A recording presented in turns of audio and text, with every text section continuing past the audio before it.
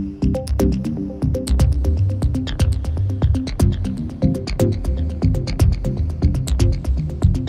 under the rug. Swept under the rug. Swept under the rug. Hello, welcome to Swept Under the Rug, a podcast which aims to guide you through some stories you might not have heard about. It's kind of like the news if it was presented by a few mildly amusing teenagers, and two of those mildly amusing teenagers are with me now. Rohan Joban Putra, hello. Hello. And Chris Phillips. Alright guys. And I'm Simon Moore, and yeah, that's pretty much what we do, isn't it? It is. We're sat outside today in my back garden. It's actually quite a nice day. It was pouring it down with rain earlier, but yeah, it's clear. It's nice now. We've got a bit of a parasol thing going on. It's very exciting. What do we make of the parasol? It's quite British. Painfully I think. mediocre. Is that the correct terminology, by the way? Parasol. I think it's a parasol. Okay, that's good. It's too big to be an umbrella. We like to be accurate here on Swept Under the Rug. Yeah. No fake news. Exactly. And we've got more of that, not fake news, but real news coming up. And an interview with Mark Janes as well. If you've been around for a while, you might have heard our previous chat with Mark, who does a thing called Brightcube, which is really great, and we'll talk more about that later on. But first, we're going to do some quick-fire news stories, right? After a bit of a mum jingle to ease you into things. Hi, I'm Chrissy's mom, and you're listening to Swept Under the Rug. Alright, it's quickfire news time, and we'll start off with Rohan's quickfire news story. Rohan, So, take it away. this is a marijuana company, which, firstly, I didn't even know those existed, but apparently they're a thing. Yeah. A marijuana company in California has bought an entire town called Nipton for $5 million, Right. and is proposing to turn it into the first ever cannabis-friendly municipality. Okay. So the town would run entirely off green energy, theoretically. The company will own 120 acres of land, which includes a school building, a hotel, mineral baths, and a general store. And the company's called American Green, and their president said, "We're excited to lead the charge for a true green rush," because the town was the centre of the gold rush back in the 19th century. Okay. Well, one of the centres. Nice. And apparently there's a cannabis revolution going on that's going to revitalise communities in the same way that the gold rush did. Come on. So I'm assuming cannabis is legal in California. Yeah, it's legal for recreational Keep up, use. Chris. Come on. No, That was like I 4 knew- months ago. Colorado or somewhere is. There are 8 US states where recreational use of marijuana is legal, and Right. California and Nevada are 2 of them. Okay. Well, that's a minute, Rohan. So we'll move on to Right. Chris. Okay. So this is kind of horrific news, really. There's a couple in Blackpool, which is down the. I was going to say south. It's But really it's not south. No, It's it's the really complete north. opposite the way. Yeah, a couple in Blackpool have been arrested for shooting their children with BB guns as punishment. What? Yeah, so they've got 5 kids. It's a bit rude. Yeah, it is a bit rude. It is yeah. a bit rude as well. 5 kids between 7 and 15, and one of the 13-year-old girls was shot for having a boyfriend because she was too young, apparently. They both pleaded guilty. I think they originally denied it, but now they've pleaded guilty on 5 accounts of child abuse. The father has been jailed for 2 years, and the mother was given a suspended sentence and 200 hours unpaid work. Okay. Wow. That's in under a minute. Well done, Chris. Thanks, mate. We'll move on to mine, and can someone else set a timer for me, please? Yeah. Thank you. And so this story is one that someone showed to me earlier today, which was Florida man Yes. who suggested shooting guns at Hurricane Irma. Now, you might have heard that there's quite a big hurricane going on at the moment. A couple of big hurricanes. Yes, More than two, more actually. than 2, yeah. 3? Three think? in the Americas, and more in Southeast Asia. Okay, lots going on, and there's specifically some that have kind of devastated parts of the. I always say Caribbean, but I was listening to Brian Lara, ex-West Indies batsman, today, and he says Caribbean, so I might start saying Caribbean. But anyway, devastated parts of the Caribbean earlier this week, and Hurricane Irma is about to kind of hit the coast of the US, and Ryan Edwards, 22, came up with a novel way of defending the storm. He's started a Facebook campaign which has got 46,000 people interested.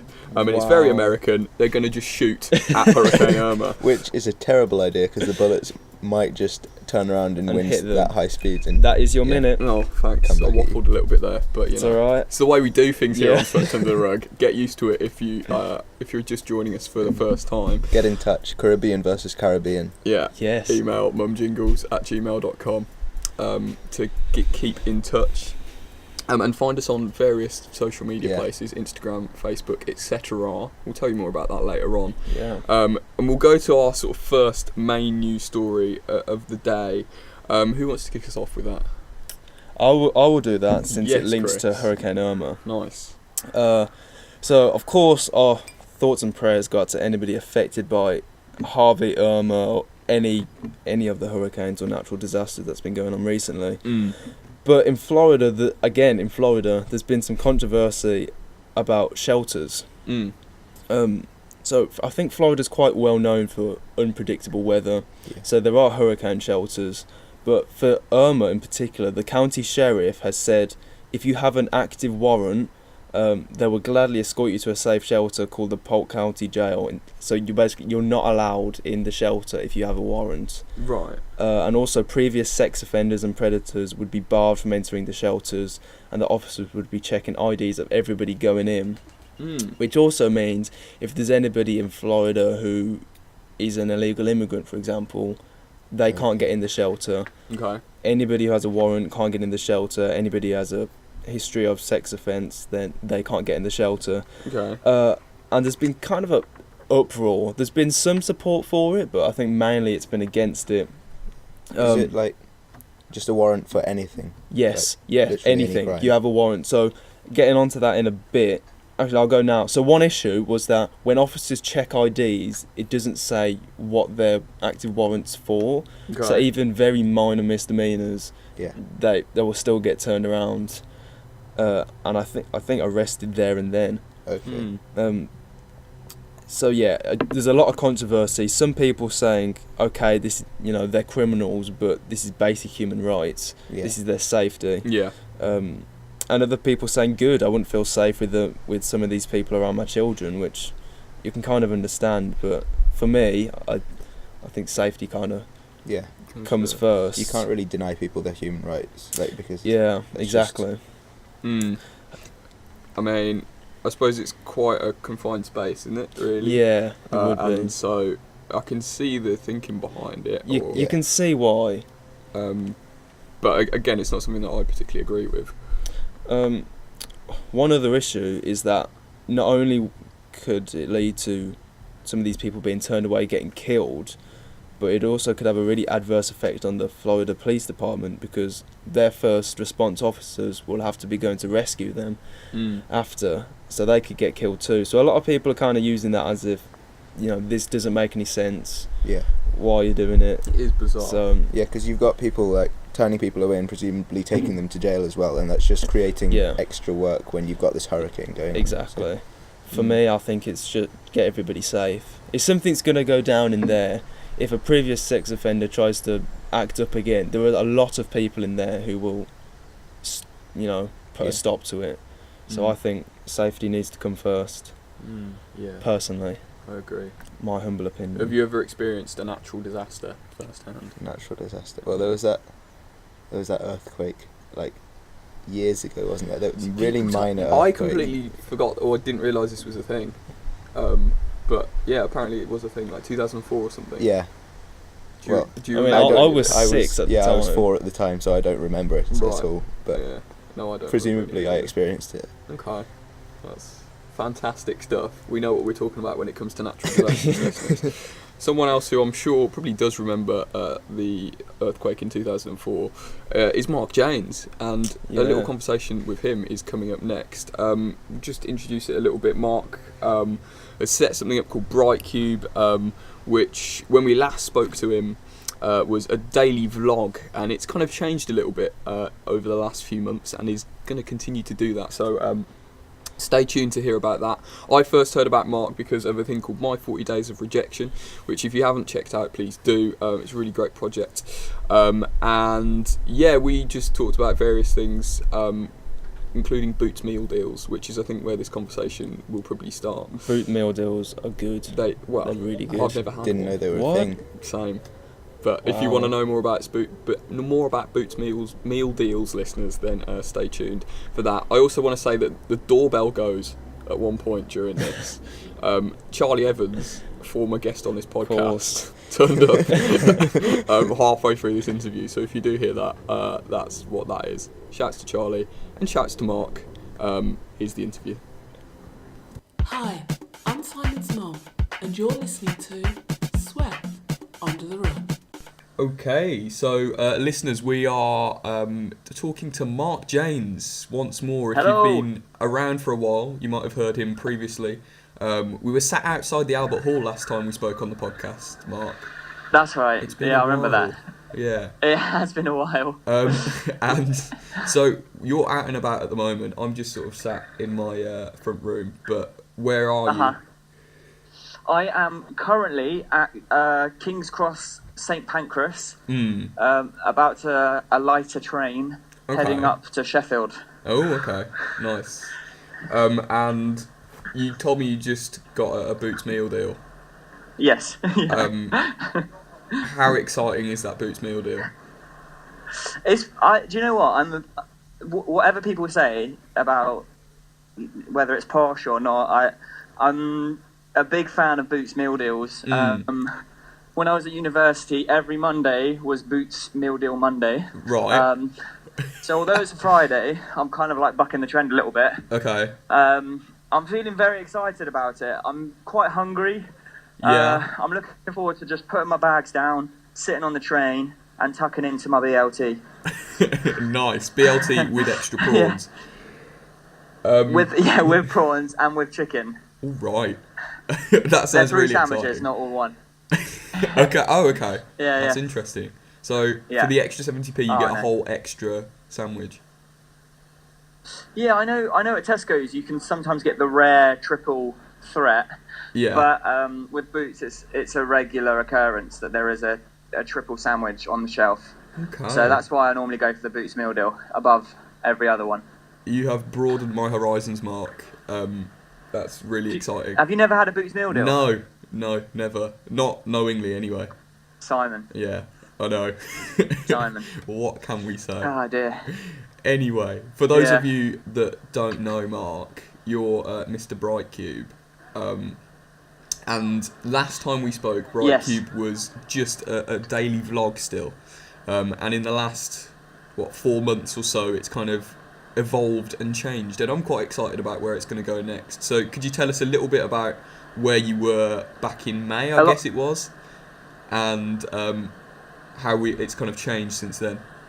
So, yeah, back in May, that was the story of, basically on January the 1st, I got to a point where I thought, I want to try and tell my story as a 23-year-old who's left university, who's trying to work out what's next.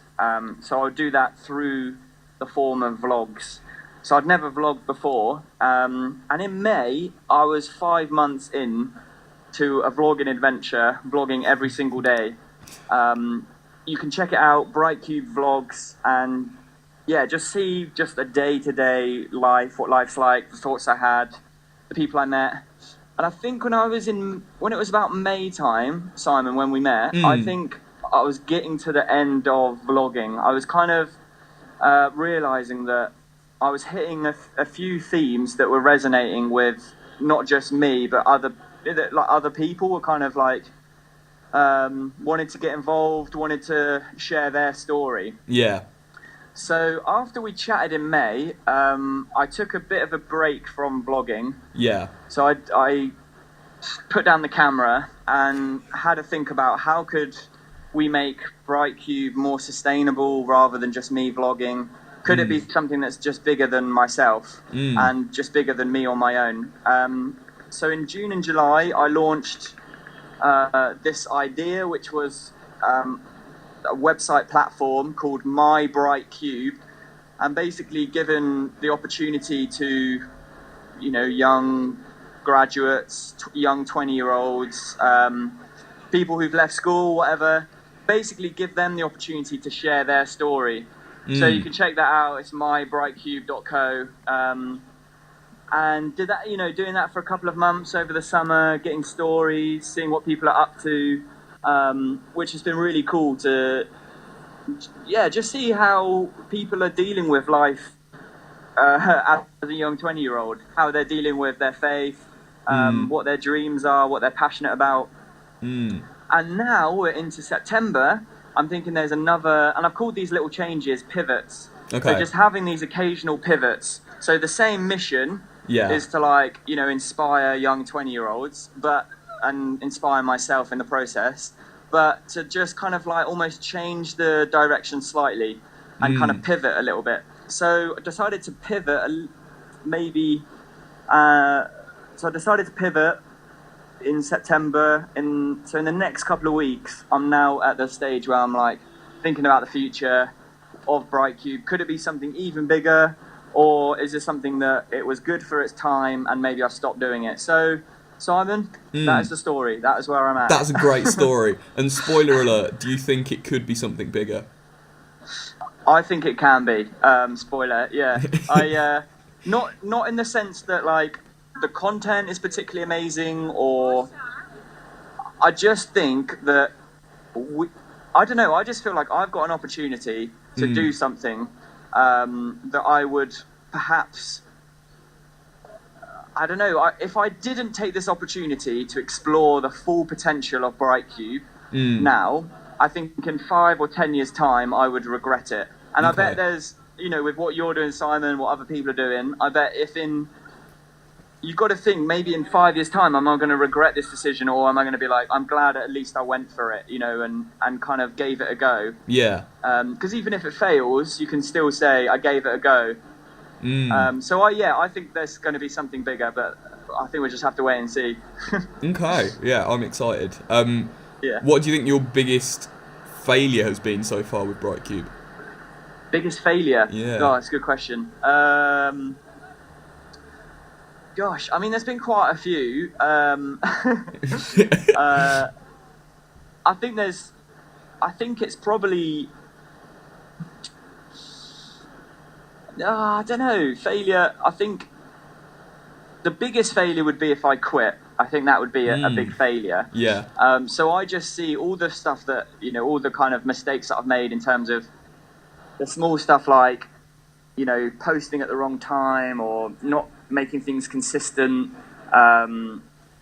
Probably, I don't know, setting out doing Brightcube without a clear vision. I think that led to a few failures, which I've learned from or learning from. So there's been lots of little ones. I think I wouldn't say one of the failures is, I guess in 4 months I thought we're going to be on 3,000 people. Yeah. Are going to be watching and engaging, and it's now around the number of 400. Right. So that was just I don't know if that was a crazy expectation I put on myself, or if it was just, I don't know, just kind of a failure. But I tell you what, the failures have been so good, because although they've been hard, I've learned so much from them as well. So, and also trying to take Brightcube to the BBC, I think that was a bit of a failure, although I think there's still something in that. Yeah. I pitched Brightcube to BBC Three, and it looked like it was going to take off, and then it just kind of didn't transpire over the summer. So, so that was a bit of a setback as well. Okay. And we'll end this little bit on a positive note. What's been the biggest success?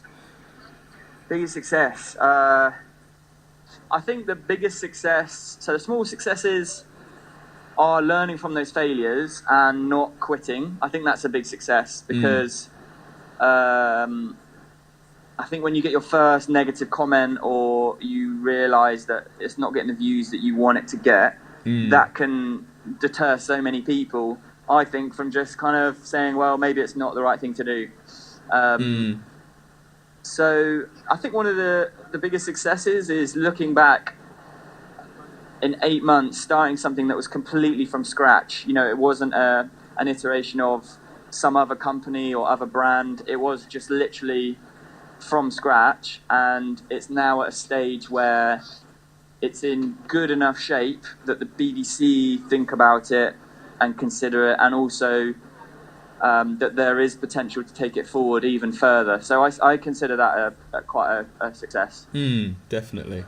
Okay, well, that's it for Brightcube. But I think Cool. last time we spoke, you Yes. talked a little bit about a TV show called Spaced, which Yes.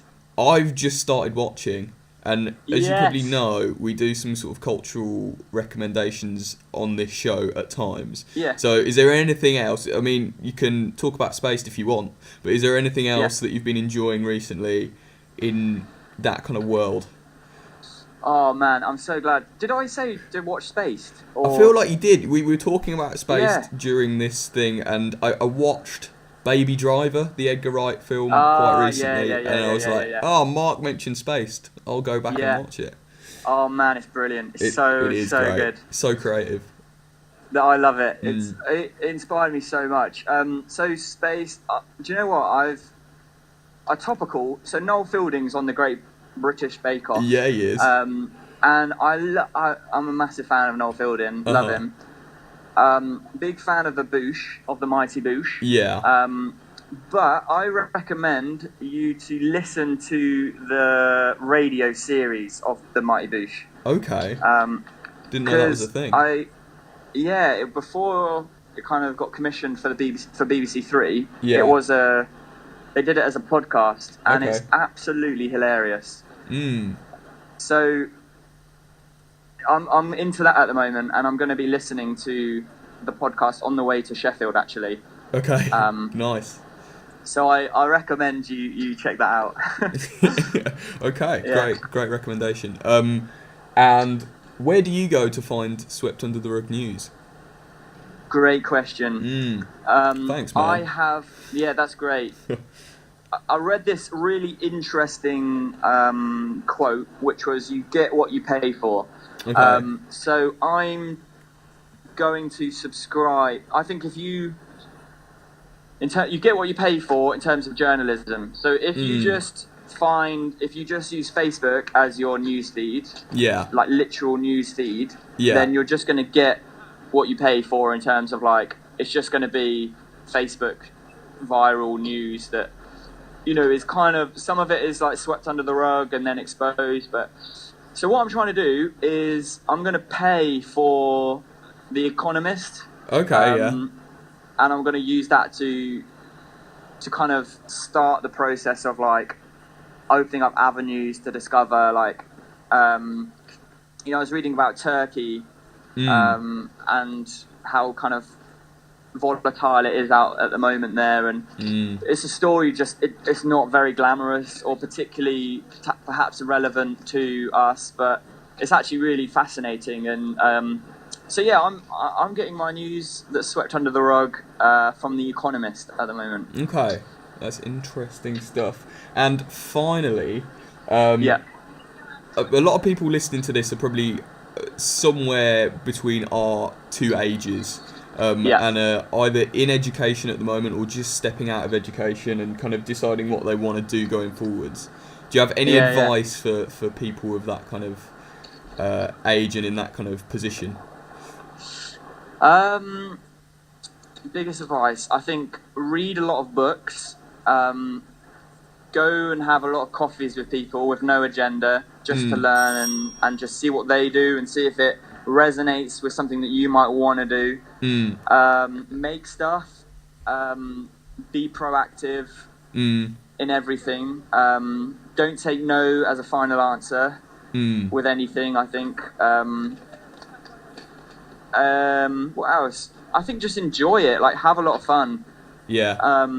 Because I'm getting to a point where I need to keep reminding myself to have fun and to actually just enjoy this time that we have on planet Earth.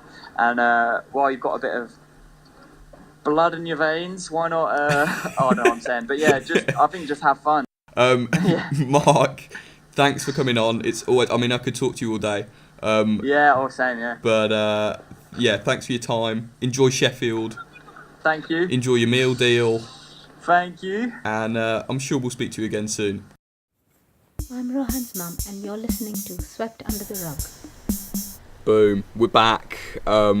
That was me and that was Mark James talking about various things, including Brightcube. And if you did enjoy that conversation, then do follow Brightcube in various places on Instagram, Facebook, etc., etc. We're going to move on to another main story, and my main story, and I'm going to take you to Myanmar, and specifically to the Rakhine province or state in Myanmar, and there's a bit of a crisis, or people are labelling it a crisis, going on there at the moment. So there's a group of people in this province called the Rohingya people. They're Rohingya Muslims who feel like they don't really belong anywhere, really. They don't really belong in Myanmar, and a lot of them have fled over the border to Bangladesh. I think 270,000 Rohingya Muslims have sought shelter in Bangladesh since violence broke out 2 weeks ago, according to the UN. And there's a little interview on the BBC News website with just one person from this group, and one of the things she said is that we're neither at home in Myanmar or Bangladesh. We have no identity, and that seems to be kind of a key thing going on here.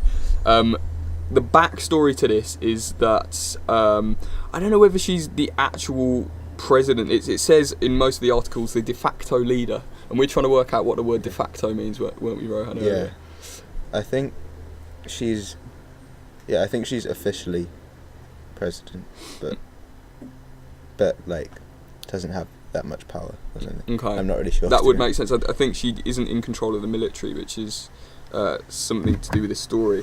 But the woman we're talking about is Aung San Suu Kyi, who you may have heard of. Good pronunciation. Thanks, man. It's spelt Kye but pronounced she. Right. Which is interesting.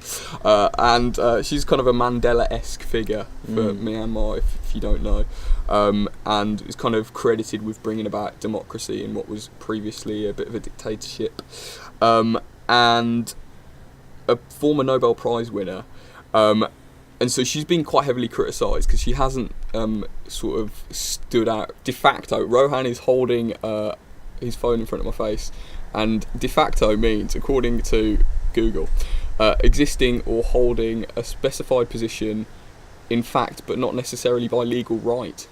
It's interesting. Very interesting. We'll find more about that later on. But yeah, so she hasn't really spoken out about what's going on. This kind of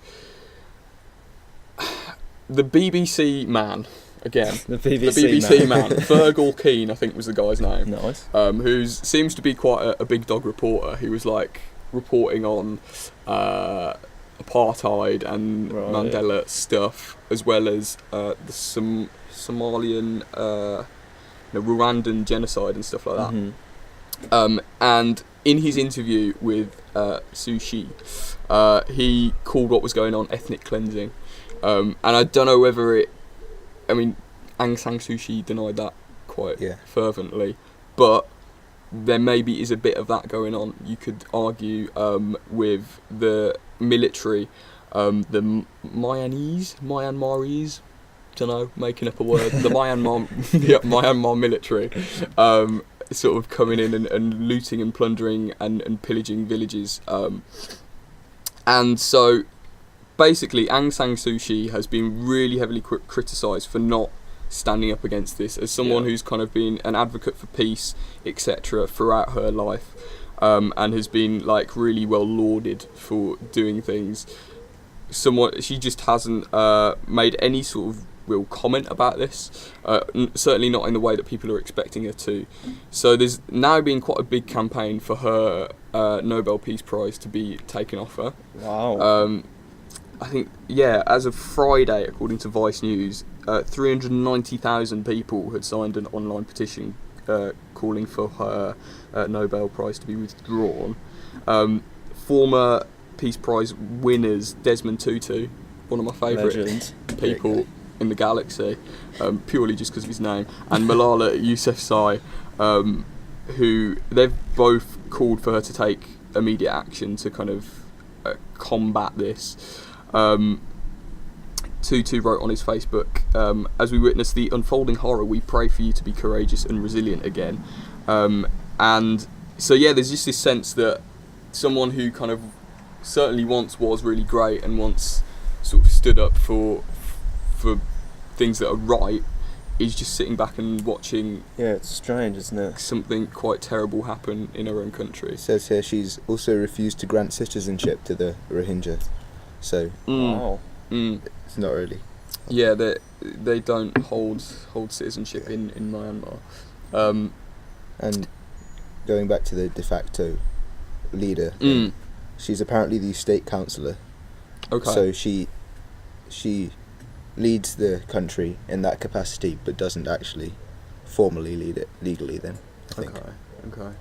So yeah, it's an interesting situation. One that's also been going on for a while. Like this interview that I was referencing on the BBC was from April this year, and there's an interesting little video as part of this, or little clip as part of this video, and it was one of Aung San Suu Kyi, I love pronouncing that name, one of her like advisors or something had gone to the area and had been assassinated, and you see this photo of the assassin coming up behind this, or a still photo, I say coming up, but yeah, waiting behind this bloke who's got his grandson or granddaughter in his arms. Gosh.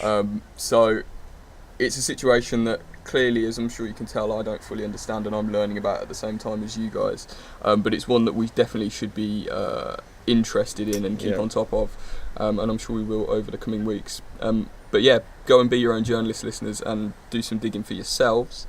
But that's what's going on in Myanmar, to the best of my knowledge. We'll move on to some quickfire stories, I think, coming next. Yeah, we'll do quickfire stories next, after this quick mum jingle. Hi, I'm Simon's mum, and you're listening to Swept Under the Rug. Yes, listeners, we're back with some quickfire news stories, and Chris is going to take it away to start. Okay, so you may have heard of somebody called Richard Branson. Or so, should I say Sir Richard Branson? Okay, yeah. When was he knighted? Oh, I don't know. Yeah, a while ago. Do you know? Quite a while No, I ago. don't. Yeah, it was quite a while ago. Yeah. That's the technical term for it. Quite a while ago. Yes, yeah. Be your own journalist. Google it. Okay. Nice. So going back to hurricanes again, his Chris is our island. hurricane correspondent Yeah, for the day. I clearly am. His island was hit by Hurricane Irma. Mm. If you don't know, he owns Necker Island, part of the British Virgin Islands, and he was there with a lot of the team, and it appears the hurricane hit about 195 kilometers an hour, which is strong. One of the weird parts of this story is he's like sending out tweets whilst he's there. Yeah. He also said, I consider hurricanes one of the wonders of the natural world. This is while most of the rest of the Caribbean, Is not being- on their private islands, Is are being being hit by completely Irma. ravaged. Yeah. They had a big sleepover.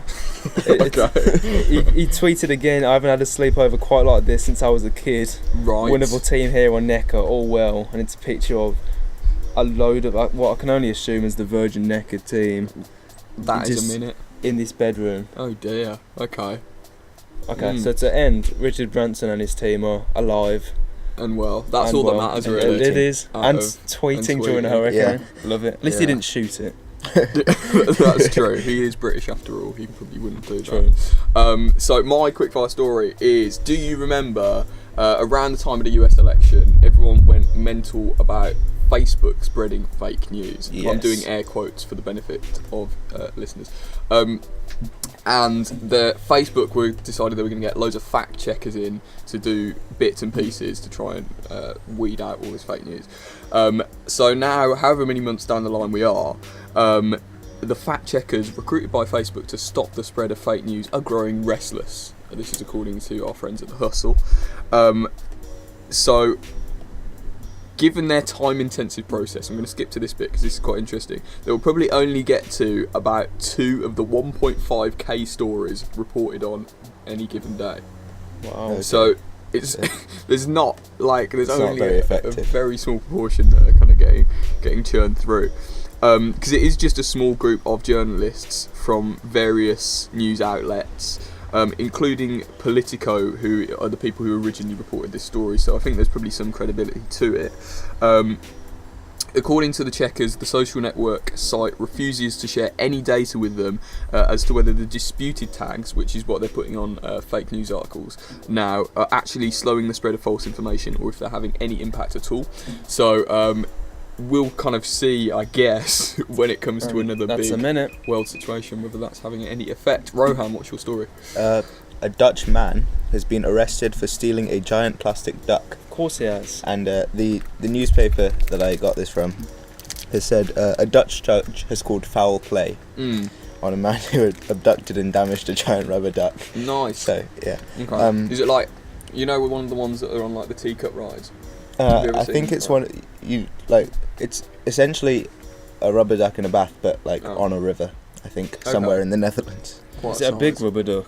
It says a 1 meter high bright yellow plastic duck, It is a duck big rubber duck. from outside the Goetse Ind cafe in the central Dutch I think city you of nailed Gouda it, mate. Just be confident about it. on June the 23rd, and it was later found badly damaged elsewhere in the Can I city. just pull you up on some pronunciation there? It's pronounced Howder.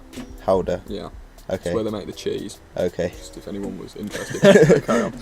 Learn something new every day. Yeah. Yeah. So he's been sentenced to 3 weeks in jail, or only 2 weeks if he undergoes lifestyle training. Ooh. So Stealing a rubber duck. for stealing What's a rubber duck, lifestyle training? presumably just like some sessions with a with a therapist. I don't know. I mean, it feels a bit more like intensive than just Well, sessions. you know, like one if of you're- those driving ones that you get if you get a speeding ticket, and it's like you either pay 60 quid or you Mm. go to this class. Yeah. I'm assuming it'll be like Probably that. something But like that. lifestyle, does that mean like they're True. telling him that he has to eat like avocados and stuff Oh, like I wouldn't that? recommend avocados. No, then No. you won't be able to afford a house. This True. is true. True. Yeah, that's a reference for the long-standing listeners out there. Have we passed a minute? Is anyone Yeah. tired? Oh, Probably. Yeah. Almost definitely. So Absolutely smashed through the minute barrier. Okay, so that's the quickfire news stories for today. What's coming up next is we're going to do a bit of a headline freestyle. How excited are we for the headline freestyle, lads? Pretty excited. very excited. Yeah. So for any new listeners out there, this is a fairly new invention on the podcast where we get various news stories and try and mash them up into one Cohesive big story. Yeah, cohesive probably isn't the right word, Rohan, but it's a good one nonetheless. And we have a bit of a hip hop backing track, hence the freestyle name. And so we're just going to do it with what Can I address the crisps? you can address the crisps. Because it's a very important issue yeah, Rohan that is eating needs a to be bag of publicised. Asda prawn cocktail crisps. Other prawn cocktail crisps are available. Yeah, Yeah, not a sponsor. Yeah, but although Asda, if you're listening, give us money. so Walkers are doing this thing. I think it's called the choose it or lose it thing. Yeah. Like vote. Yeah, whatever. yeah. So they're proposing to replace salt and vinegar with lime and black pepper crisps. Which is frankly ridiculous. yeah, and prawn cocktail with I think paprika, which It's paprika's not that bad, but No, prawn but- cocktail is. I'm more offended about salt and vinegar. if I'm Yeah, honest. Yeah. I know. I'm not a particularly a fan of prawn And cocktail. I have to There was a admit. third flavour, but I can't remember. I think it was cheese and onions. That's So alright, I don't mind it's that. Not that important. Mm. But yeah, you have to vote for which one essentially that you want out of the two Mm. to remain or become a flavour of Walker's crisps. Yeah, and they're popular flavours from abroad. Yeah, Yeah. So lime and whatever is probably big in Spain or something. yeah. So if you haven't heard about it, you need to go online and Vote for salt and vinegar. salt and vinegar and prawn cocktail right now. As you stop listening to the podcast, come back to it later. Okay, and moving on. Headline freestyle. We're gonna do it a little bit differently this week, and we're gonna use every single story that we've had, or as many stories as possible that we've had throughout this podcast, and probably bring some of the random ones that you might have heard of in as well. We're gonna see how it goes. Might be rubbish. It might be great. You decide, listeners. Let us It's a know. bit like the Walker's Crisps Yeah. thing. Yeah. Let's set a timer. Let's give it a go. Yeah. So Go. You have a guy in Florida, Yeah, Florida who's- man. who's trying to defend his marijuana town from the hurricane. Yeah. Mhm. And he's quite high, so the only thing he can think of, the only way he can think of to defend marijuana town is by shooting the hurricane with a BB gun Mm. to punish it for attempting to steal his marijuana. Okay. Then, is it his marijuana town? Is he the only person that lives in it? Is it like his private thing? Or, Maybe No, he's- no, it's 46,000 of the people live in the town. ooh, where's that number come from? That was the people who decided yeah. to join the Signed hurricane the, shooting Love party. that, Chris. That's it. Oh, that's detailed that is. Then Aung San Suu Kyi turns up. Right? Yes. And I can't remember any With of the Richard stories. Branson. With With Richard Richard Branson Branson, on their private Exciting. jet. Yeah. But they get stuck in the hurricane. So Oh, they're it's be a tweeting about tornado. So they just go round and round the top of the tornado. They're not really landing anywhere. They're just Just sort of spiraling That's above 5 marijuana seconds. town. right. Then I've forgotten all the other stories. Um, Facebook. That's it. Facebook, Facebook decide this is fake news, Yeah. and And Aung San Suu Kyi and Richard Branson die in a hurricane. well, that took a turn. Yeah. Well, yeah. The What- quality has What not a story. dropped in the time that we've been away. That was exciting. Yeah. What a way to end this week's show. Yeah. Yeah, thanks for listening, listeners. We'll see you again soon next week. We're going to be here for 4 weeks in a row, which is an exciting length of time. I'm Yeah. sure you'll agree. We haven't done that for a while, have we? No. And yeah, check out some news stories. Let us know any news stories that we've missed, anything that's a bit swept under the rug near where you are. Get in touch, mumjingles@gmail.com. And if you like what you've heard, please do spread the word. We'll see you again, same time, same place.